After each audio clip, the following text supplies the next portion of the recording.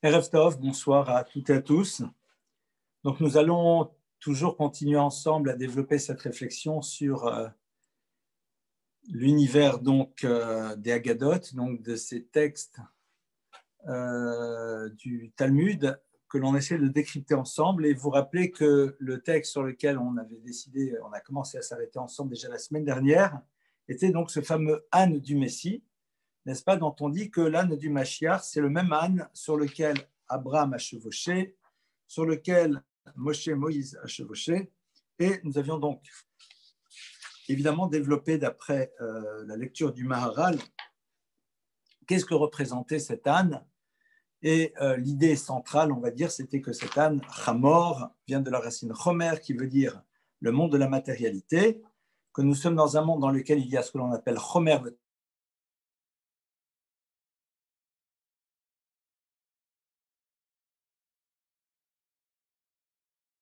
de la matière, toute la force à la fois d'Abraham, de Moshe et du Mashiach, on avait expliqué chacun de manière particulière, c'était justement d'avoir eu la maîtrise du Chomer, la maîtrise donc de la matérialité, et d'avoir réussi à lui donner la forme qu'elle doit avoir. Ça, c'est là où on s'était arrêté un petit peu la semaine dernière. Et on va continuer avec le Maharal.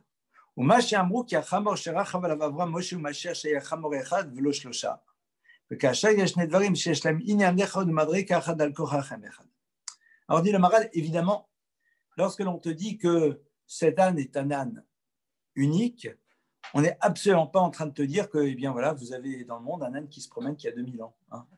Un âne, voilà, depuis l'époque d'Abraham, il se promène, il est là, il a été utilisé par Moshe, puis maintenant il attend, il est dans un coin, dans un champ, et puis on attend que le Mashiach vienne l'utiliser. Évidemment que non, il ne s'agit pas de ça.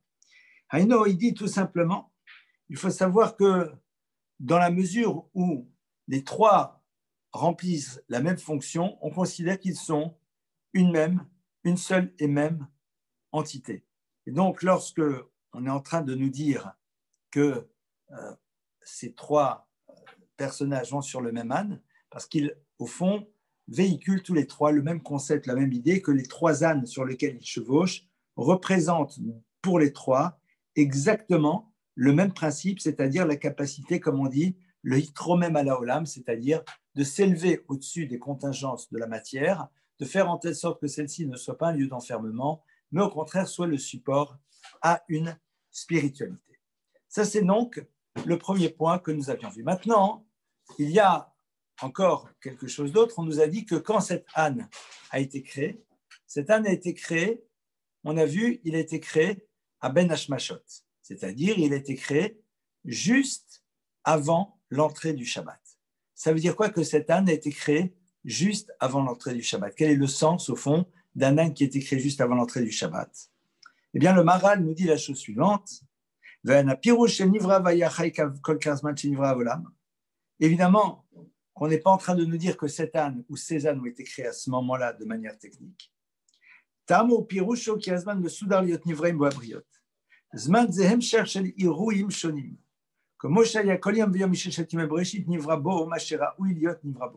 dit au fond, le temps dont on parle, c'est un moment dans lequel il y a quelque chose de particulier, d'unique, qui peut être créé, qui peut exister.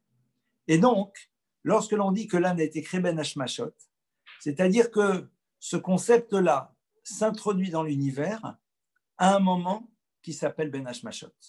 Cette idée-là, que la matière sera le support du spirituel, cette notion-là peut apparaître dans l'univers à un moment particulier. Et quelle est cette dimension-là? Quel est ce moment?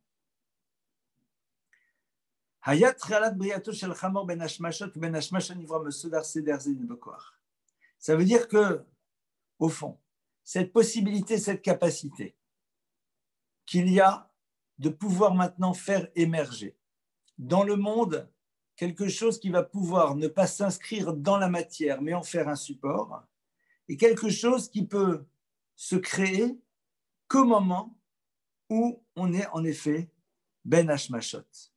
C'est quoi cette notion de Ben Hashmashot? Eh bien, c'est le moment dans lequel on est entre la spiritualité du Shabbat et la matérialité du monde. Le moment dans lequel les deux s'entremêlent. Ben Hashmashot, c'est le moment dans lequel on n'a pas totalement terminé le 6e jour, on n'est pas complètement rentré dans le 7e jour, on est entre les deux, et ce entre les deux fait que, voilà, là maintenant, c'est le moment de la création de ce concept. Pendant les 6 premiers jours de la création, nous sommes dans un univers qui se construit autour d'une matérialité brute, qui est là, qui est présente avec toute sa force. Quand arrive Shabbat, eh bien, cette matérialité-là, on ne la crée plus. On ne peut plus créer Shabbat, c'est un moment dans lequel on arrête d'être dans une création. Juste avant de rentrer dans Shabbat, on crée quelque chose qui est entre les deux, quelque chose qui en effet est le monde de la matière, mais qui, dans ce qu'elle est au niveau de son essence, est là pour pouvoir être le support d'une dimension de spiritualité. Et ce qui va être intéressant, c'est de comprendre justement pourquoi ce sont ces 3 personnages-là qui vont introduire ce concept dans l'univers. Eh bien, nos maîtres vont nous dire la chose suivante. מפני שהם מבטאים ומייצגים את 3 הכוחות הרוחניים שבאדם, הנבדלים מהגוף לגמרי, שהם גם המידות העליונות בהנהגת השם יתברך חוכמה בינה ודעת. Parce qu'il dit que Abraham, Moshe et le Messie représentent au fond 3 forces spirituelles qui se retrouvent chez l'humain, mais qui sont complètement séparées du corps. Et ces 3 dimensions-là, c'est celles que l'on appelle Chochma, Bina, Da'at.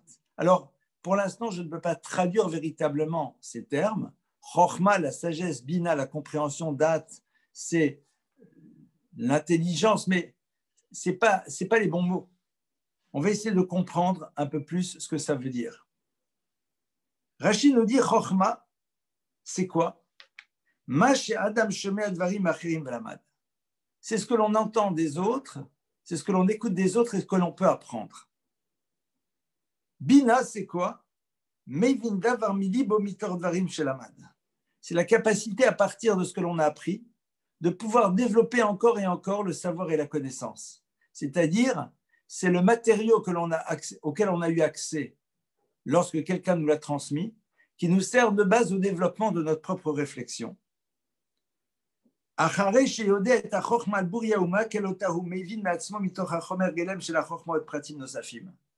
Traduction, après avoir absorbé, pleinement tout l'univers du savoir, l'individu réussit à développer une pensée sur la base de ce qu'il a réussi à intégrer au niveau de la connaissance.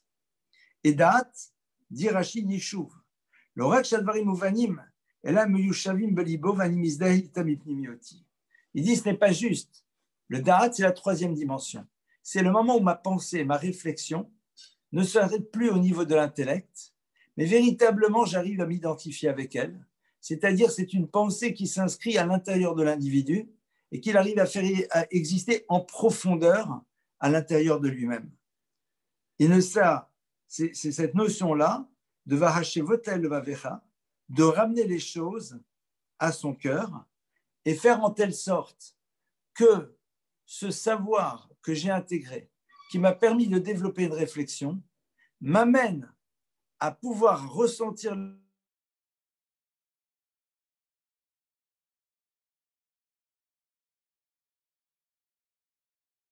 les choses de telle manière. C'est-à-dire que ma volonté va être, au fond, l'élément qui émerge de cette trilogie. La première chose, capacité d'accéder au savoir et à la connaissance. Seconde chose, réussir sur la base de la connaissance à laquelle on a eu accès, à développer sa propre réflexion. Et troisième chose, une fois que cette réflexion a abouti, faire en telle sorte que cette réflexion s'inscrive à l'intérieur de nous-mêmes, qu'on la ressente, qu'on la vive, et qu'elle crée chez nous le ratson, une volonté d'agir, fonction de ce qui maintenant est pour nous quelque chose que l'on a véritablement ancré au plus profond de nous-mêmes. Le Da'at, c'est quoi? C'est aussi cette notion-là de proximité. Pourquoi? Parce que on voit que lorsque la Torah nous parle de Da'at, eh bien, elle nous dit qui dativ le manachayet savait. Dieu dit, car je connais Abraham. Et Rachid nous dit, ça veut dire quoi que je le connais? J'ai un attachement profond avec lui. Pourquoi? Parce que dès le moment où l'individu arrive à faire pénétrer en profondeur chez lui son savoir et sa connaissance, eh bien, à ce moment-là, véritablement, je me sens proche de cette pensée. Elle fait partie de moi-même et c'est quelque chose que je n'ai qu'une envie, c'est de faire exister concrètement à l'intérieur de mon existence. Alors, ces trois dimensions-là, que l'on se doit de faire exister dans notre vie, elles sont symbolisées par ces trois personnages, Abraham, Moshe et le Messie. Rappelons-nous donc, nous sommes ici avec trois personnages qui ont comme point commun d'aliéner pleinement la dimension de la matière et de faire en telle sorte qu'elle ne serve que comme un support. Cette dimension-là, c'est la dimension du Erev Shabbat. C'est-à-dire, c'est le moment dans lequel on est encore dans le monde de la matière, mais on pénètre un univers dans lequel la matière ne sera pas une finalité, mais ne sera que le support à quelque chose d'autre. Et ça, c'est cet âne, qui en vérité n'est pas le même, et qui est le même au niveau de l'idée, qui est créé à ce moment-là. Maintenant, pourquoi ce sont ces trois personnages qui vont véhiculer cette notion? Parce que justement, ils correspondent aux trois dimensions spirituelles auxquelles l'homme peut avoir accès et qui prennent leur source à l'intérieur de cette relation à la matérialité. Et quelles sont ces trois dimensions? Chochma bina da'at, la capacité d'accéder à un savoir, capacité sur la base de ce savoir de développer une réflexion, s'approprier cette réflexion en profondeur et la vivre intérieurement, pour que sur la base de ça se développe une volonté qui va dans le sens de ces éléments-là qui font partie maintenant profondément de nous-mêmes. À partir de là, on va essayer donc de voir en quoi, eh bien, Abraham, Moshe et le Mashiach s'inscrivent en effet à l'intérieur de ces trois dimensions. Abraham mesamel et achokma shemeatzmo lamat Torah, comme Moshe amrou, amar Rabbi Shimon av lo lamdo verav lo ayalo, umeichan amad et haTorah, et la zivel lo akadosh baruch hu shte kidyotav kemin shte rabbanim vayunovot lamdot et Torah vechokma, meatzmo lamad et hachokma et advarim beshorasham. Alors, Abraham symbolise la chokma, c'est-à-dire l'accès au savoir. Abraham, disent les maîtres du Talmud, disent les maîtres du Midrash, dans Breshit Rabbah, ils disent Abraham n'a jamais eu de maître.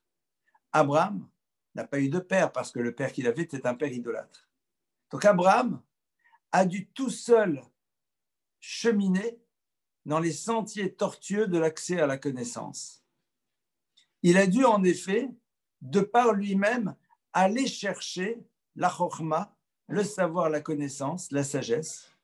Et dit le Midrash que Dieu, bien sûr, va faire en telle sorte que celle-ci lui devienne accessible, mais à travers le fait, dit le texte, qu'il a deux reins qui sont là, des reins, comme on a un rein, d'accord, dans le corps, qui sont là et qui, à l'image de maître, sont en train de lui transmettre.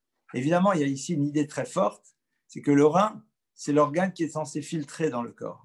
C'est-à-dire que l'accès à la chokhma d'Abraham, il commence d'abord parce que Abraham a été capable de filtrer tout autour de lui ce qu'on lui a transmis, de mettre tout ce qui n'avait pas sa raison d'être de côté et de n'en garder que les éléments qui allaient pouvoir servir de support au développement de sa chokhma.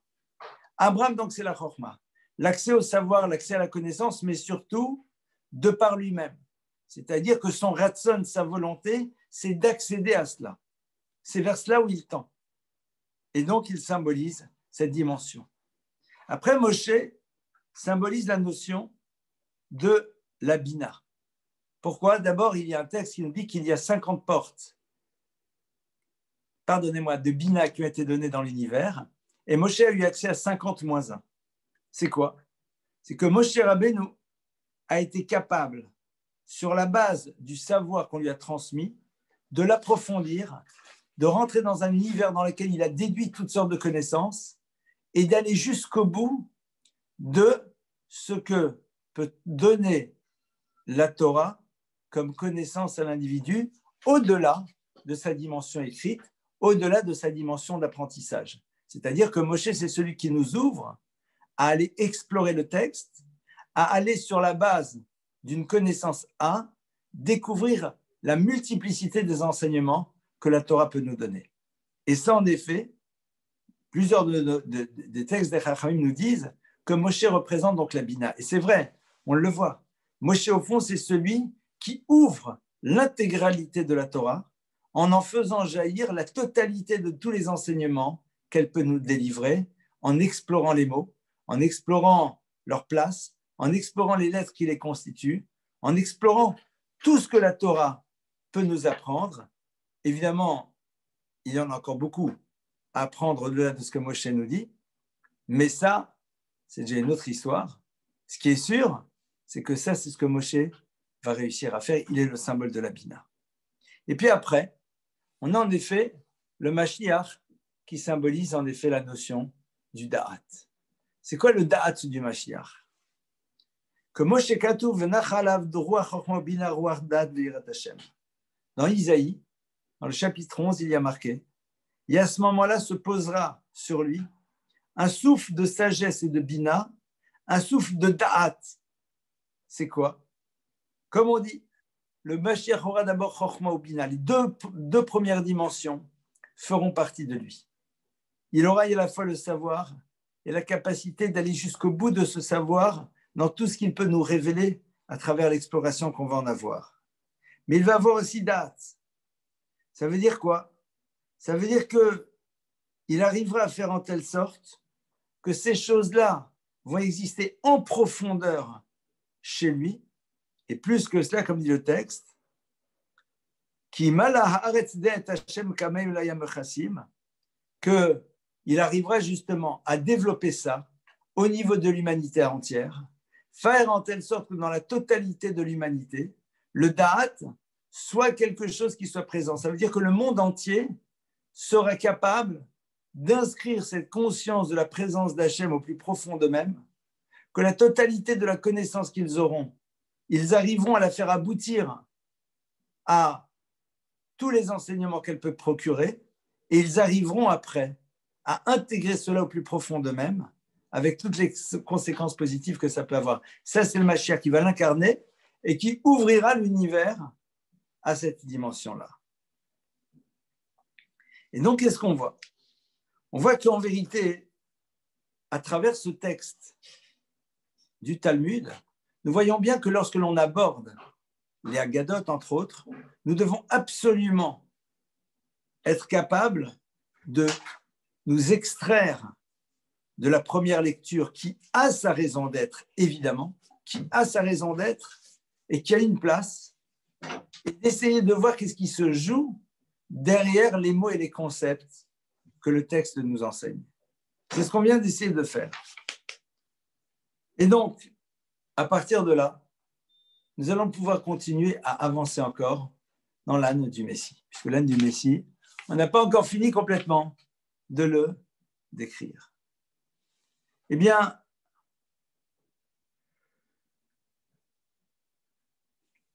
le texte continue à travers un dialogue qui existe entre quelqu'un qui s'appelle Shvor Malka et Shmuel. Shmuel, c'est un maître du Talmud. Amar le Shvor Malka li Shmuel. Shvor Malka dit à Shmuel, Amritu Mashiach al-Hamrate. Vous, si j'ai bien compris, vous dites que le Messie va venir sur un âne, hein, c'est bien ça. Super. Ashaderle anasuse barka.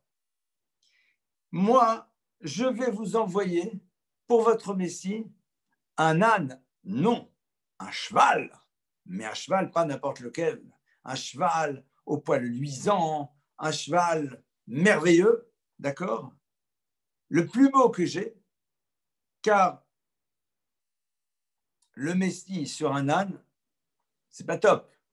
Qu'il arrive sur un beau cheval, ça peut pas arriver en scooter ou en mobilette ou en vélo. Il le met dans une belle voiture, il arrive là, voilà, le Mashiach il arrive quoi. Donc il dit, Shmuel Malké dit Shmuel, vous qui dites que le Messie arrive sur un âne, moi je vous propose un de mes meilleurs chevaux, si ce n'est le meilleur cheval, c'est quand même quelque chose de beaucoup plus valorisant. Melaglegaya, alors il rit. Amar le Hitler Bachivar Govna au Pirshu Meas Govne. Il dit, est-ce que tu as ici un âne multicolore? Point. Ok. On va essayer de comprendre ce que ça veut dire.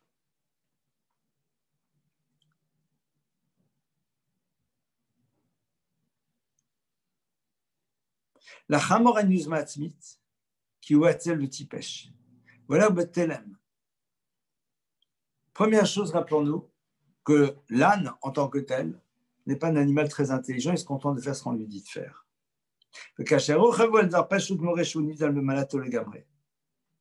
Mais lorsque quelqu'un est sur l'âne, eh bien, le fait de chevaucher révèle le fait qu'il y a une maîtrise pleine et entière de celui qui chevauche par rapport à celui qui est chevauché.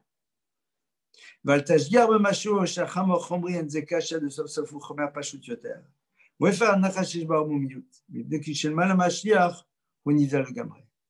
dit, au fond, dans la mesure où tu sais que l'âne, c'est le symbole même de l'animal qui est complètement soumis, qui est là, et qui n'est là que pour remplir véritablement la fonction qu'on lui a demandé de remplir.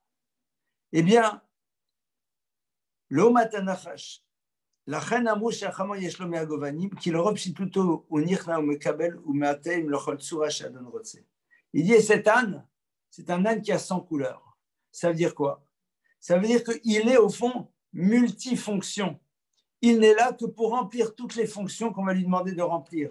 Il n'existe pas pour lui-même, il n'est là que pour pouvoir remplir la mission qui est la sienne. Eh bien, de la même manière, dit le Maharal, c'est le rapport qui existe entre le corps et l'âme.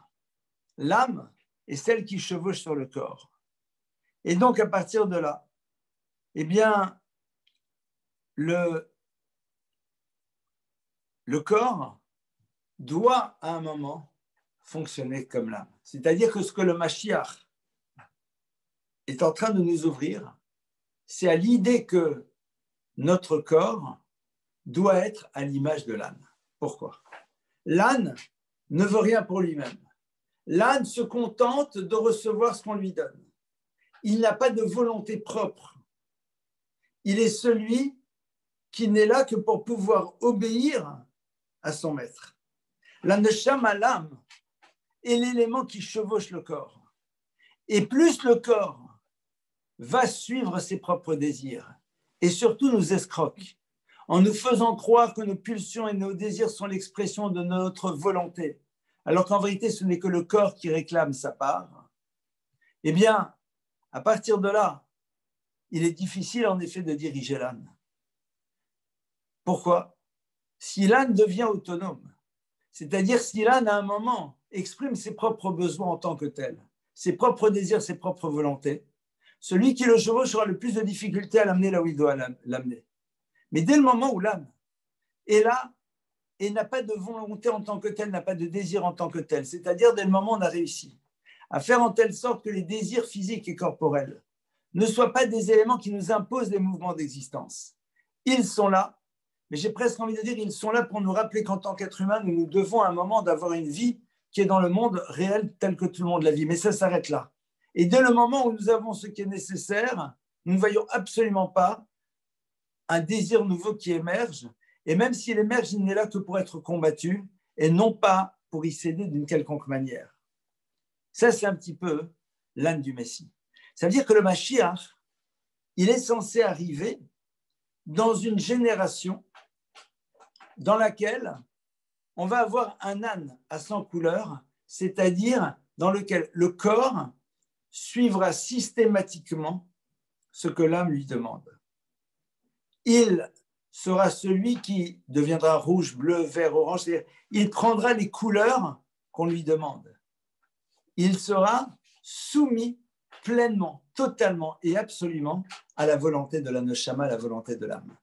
Et c'est vrai que la grande difficulté que l'on a, c'est que souvent, on confond nos désirs physiques, nos envies, comme étant l'expression de ce que nous avons envie.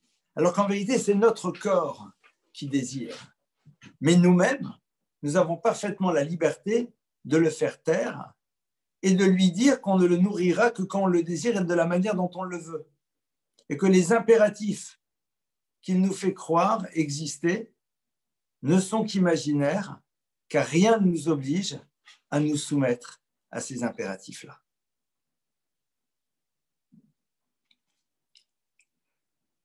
הגוף של משיח היא פשוט בלי שום רצון גשמי, עצמי. לכן אני מוכן לקבל מהנשמה כל גוון שתיתן לו. כי ישמש ככלי לכל מה שהנשמה תצווה אל שכלו לעשות.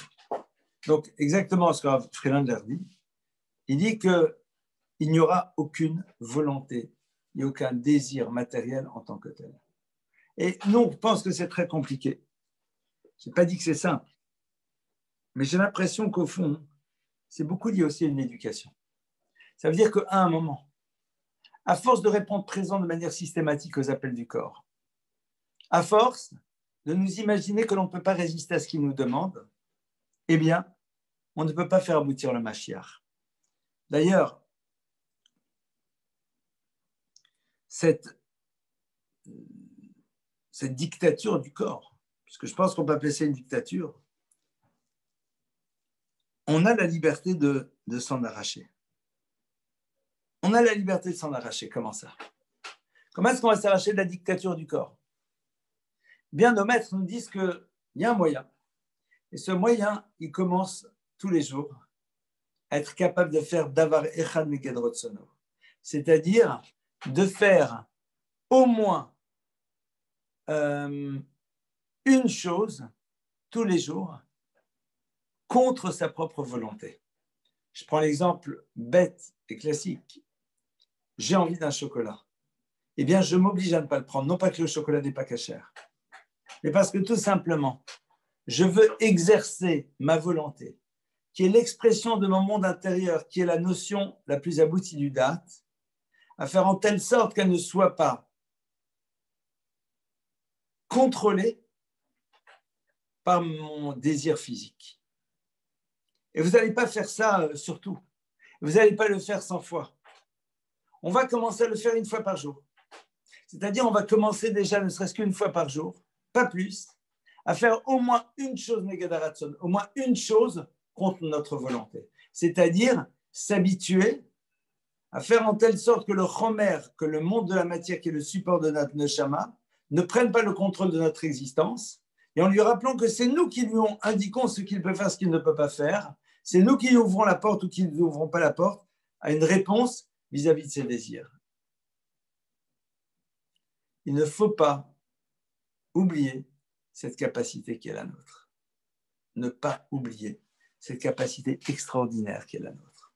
Il n'y a rien de pire que d'oublier que nous possédons cette capacité et donc à partir de cela, de donner au corps la libre possibilité de diriger notre existence, de diriger notre existence. Alors,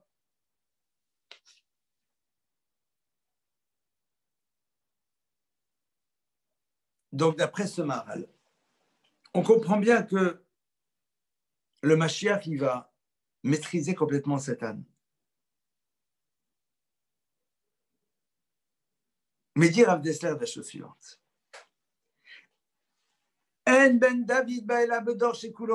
Mashiach ne viendra que dans une génération dans laquelle tout le monde est coupable.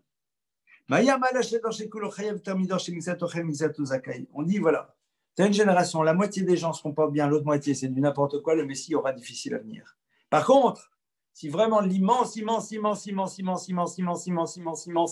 majorité de la génération, eh bien, sont coupables, le Messie peut venir. Alors, un jour, j'avais entendu un maître comme ça, il posait la question, il dit, alors c'est très bien, allons tous danser en boîte. Vous comprenez ce que je veux dire?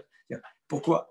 Alors évidemment, Zakai et Chayav, ce n'est pas faire des avérotes et des mitzvot, mais l'idée qu'il avait donnée, je l'avais trouvée très intéressante, il a dit, ok, mais il dit, mais il faudra quand même qu'il y en ait certains qui soient là pour le reconnaître et l'accueillir. Non, on cherche juste à faire partie de l'équipe d'accueil à la descente de l'avion, de ceux qui sauront que le Mashiach est là, de ceux qui sauront l'accueillir, de ceux qui sauront le reconnaître. Parce que cela, il faut qu'il soit là. D'après le Maharal, Donc, דור שכולו חייב הוא דור של פשיטות, כי כל עוד שאדם אינו חייב לגמרי הוא קצת שומר מצוות, תן שיקרא שהוא יהודי בלב, קשה יותר לשכנע אותו לחזור בתשובה. Ici, Abdeslam donne une idée géniale, mais qui est tellement évidente. On n'y pense pas, mais quand on l'a dit, on dit, mais au fond, c'est puissant. Il dit, regarde, pour pouvoir bouger les gens, il faut que les gens véritablement réalisent que ce qu'ils font, ça ne va pas du tout. Mais quand tu as la possibilité de te dire, bon, ok, je suis quand même un bon juif, je suis un juif de cœur, et je donne la tzedaka, et quand je vais à la synagogue, je mets les téfilines, bon, j'y vais pas tous les jours, Shabbat, on fait le couscous ou le gefilte fish, mais en même temps, je n'allume pas la cigarette, etc. C'est un dehors dans lequel, quoi? Eh bien, ce n'est pas un dehors pachout, ce n'est pas un dehors simple, parce que quand tu dis, non, je garde rien, tu gardes rien. Donc à ce moment-là, tout peut s'ouvrir. Mais quand quelqu'un est entre les deux, mon cœur balance, et est persuadé qu'en vérité, il fait les choses comme il se doit, alors que par ailleurs, en vérité, il s'escroque lui-même, parce qu'il a sélectionné à l'intérieur de la parole d'Hachem celle qui ne le dérange pas trop, et puis après, celle qui l'arrange. Pour celui-là, le faire bouger, ça sera très compliqué, parce qu'il fait suffisamment de choses positives pour se sentir bien, et il veut surtout rester dans son système dans lequel il reste le seul maître à bord, parce que c'est lui au fond qui décide ce qui est bien, ce qui ne l'est pas, ce qu'il faut, ce qu'il ne faut pas, qu'est-ce qui est important, qu'est-ce qui ne l'est pas. Vous imaginez un petit peu, vous n'allez pas abandonner quand même la direction du navire, vous n'allez pas démissionner et dire non, je ne suis plus le capitaine, c'est quelqu'un d'autre, il est hors de question. Donc ça, c'est le dehors dans lequel c'est 50-50. Et donc comme c'est 50-50, donc faire bouger les gens sera beaucoup plus complexe parce que tu seras toujours mieux que quelqu'un d'autre. Tu te rappelleras que tu es peut-être moins bien que quelqu'un, mais tu diras, bon, il en faut dans tous les sens.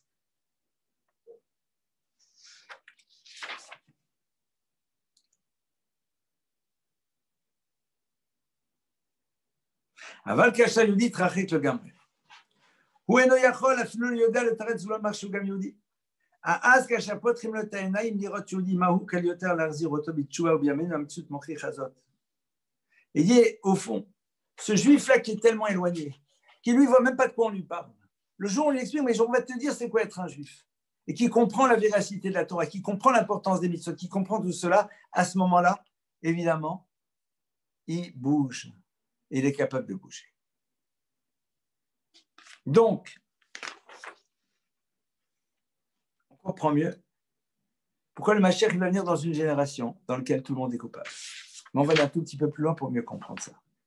Amar Rabbi Alexandri, Rabbi Yoshua ben Levi Rami, Rabbi Alexandri, il dit la chose suivante. Il y a marqué que le Mashiach viendra sur des nuées. Et ailleurs, il y a marqué qu'il viendra sur un âne. Alors moi, il dit Imanan Eshma Yelozahu. Anirochav al-Chamor. Il dit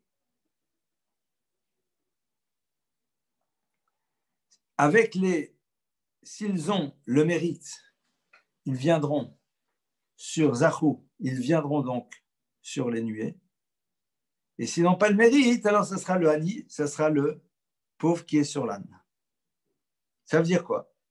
Le Mara dit en vérité, il faut que tu saches que les deux sont la même chose. Parce qu'au fond, qu'on le veuille ou pas, le nuage, il est aussi une matière. D'accord? Mais c'est une matière très fine. Et donc, c'est-à-dire que le Hanan, la nuée, correspond à une forme de matérialité des mondes supérieurs. Et si on en a le mérite, le Mashiach viendra là. Et sinon, eh bien, il réussira d'abord à aller au-delà de la matérialité du monde dans lequel nous nous trouvons.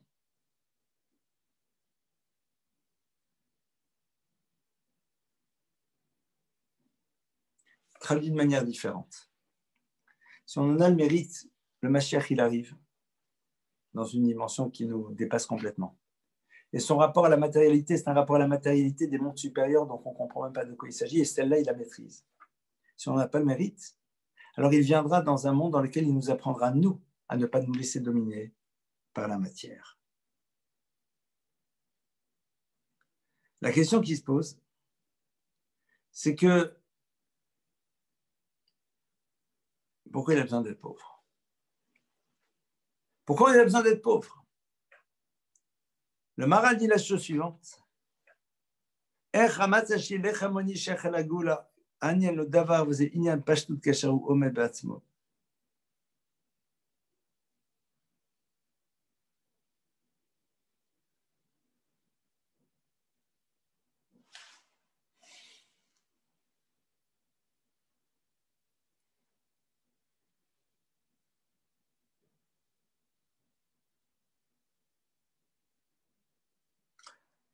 Le riche est quelqu'un, dira Chaim Friedlander, qui n'est pas libre.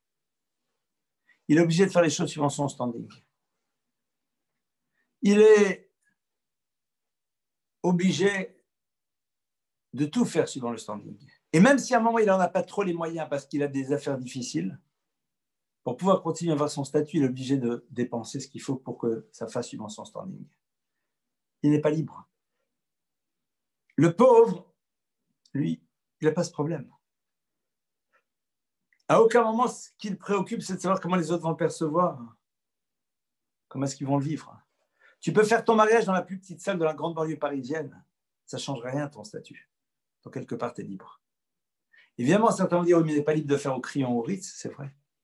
Mais au moins, ce qui est sûr, c'est qu'il est libre par rapport à l'univers de la pression sociale. Il est libre par rapport à ce qui se fait ou ce qui ne se fait pas. Maintenant, dans cette liberté, il a des moyens limités. Mais dès le moment où, en vérité, tu deviens riche, tu perds une forme de ta liberté parce que, quelque part, l'univers attend de toi un certain modèle de fonctionnement dans tous les domaines.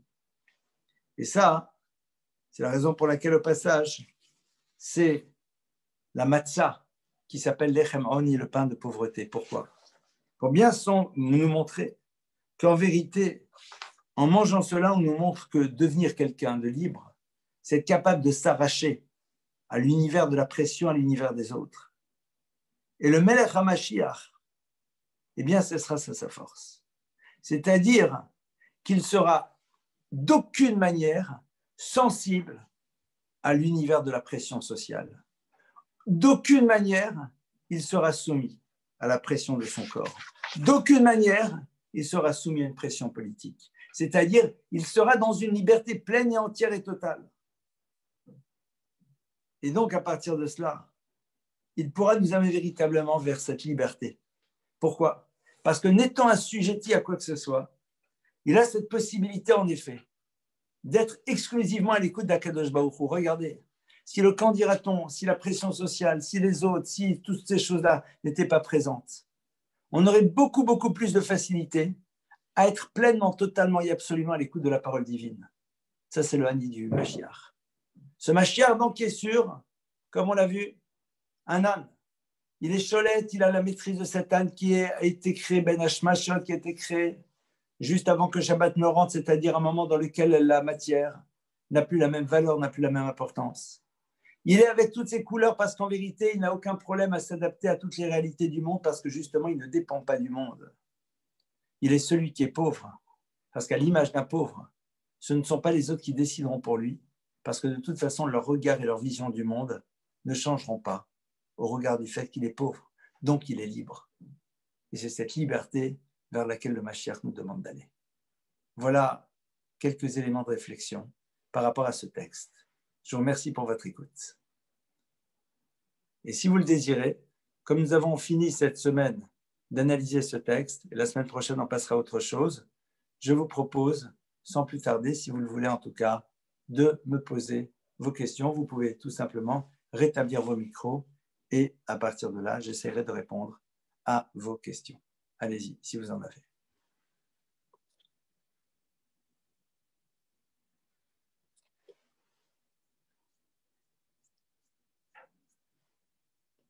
Avez-vous des questions?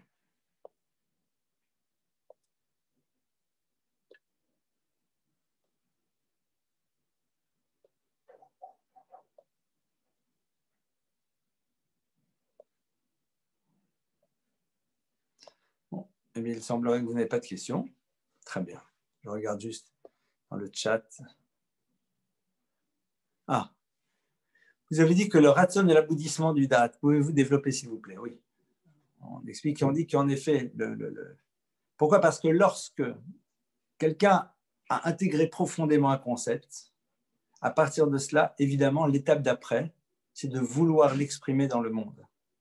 C'est-à-dire que quand vous avez une forme de conviction profonde qui vous habite, quelque chose qui est d'abord le fruit d'un enseignement, puis d'une réflexion, puis après d'une intégration plus profonde de nous-mêmes, quand les choses, on les ressent profondément, elles sont là, à ce moment-là, évidemment, on a ce ratson, on a cette volonté qui est de mettre en application cette dimension-là, parce que cette conviction nous habite dans notre intériorité, dans notre dimension la plus profonde qui soit.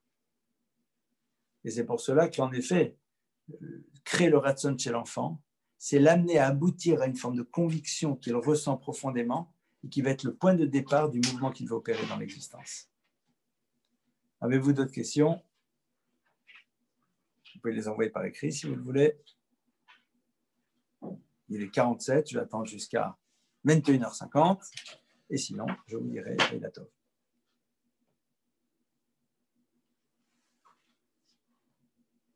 Parce que parfois, il faut un peu de temps pour les écrire.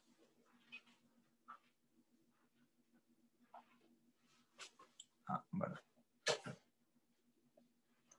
Autre question. Mais pourquoi faut-il que ce soit ces trois qualités séparées du corps et pas plutôt quelque chose qui est sur la jonction du corps et de l'âme, comme la parole, c'est là tout dans la pensée, donc du spirituel. Alors justement, ces trois qualités ne sont pas séparées du corps. Chokhma, Bina, Vadat, elles prennent leurs racines à l'intérieur d'un être vivant. On soit bien clair. Mais ce qui est sûr, c'est que tout l'enjeu, c'est justement de développer ces notions pour qu'elles trouvent leur domaine d'application après dans le monde du concret. Ça veut dire que, comme on l'a vu, la chokhma, qui nous entraîne à avoir une bina, qui nous ramène sur le date, d'intérieur, qui après crée le ratson, qui lui-même s'exprima de manière concrète dans le monde du réel, dans le monde de la matière. Ça veut dire que la conclusion de ces trois, c'est d'amener à une dimension agissante dans le monde, mais qui prend sa racine à l'intérieur justement de cette trilogie. C'est-à-dire que l'action que je vais faire, l'action que l'on va faire, elle sera le fruit d'une chokhma qui par la suite nous pénètre, se développe dans une dimension de bina, qui nous pénètre en profondeur dans la dimension du dhat et qui après va s'exprimer de manière concrète.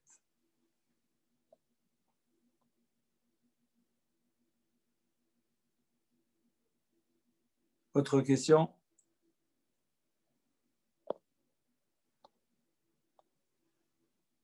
Ah, encore une, et puis après, on va arrêter. Merci beaucoup. C'est quelqu'un qui m'a dit merci beaucoup, donc ce n'est pas une question. C'est très gentil. OK. Écoutez, je vous remercie pour votre présence et votre écoute. Et je nous dis à toutes et à tous, Leila Tov, plein de bonnes choses. Bezrat Hashem. Prochain shiur en soirée, c'est mardi soir, c'est l'école des parents. Jeudi soir, c'est le décryptage de la paracha. Plein de bonnes nouvelles et Shavuot Tov à tout le monde, Bezrat Hashem.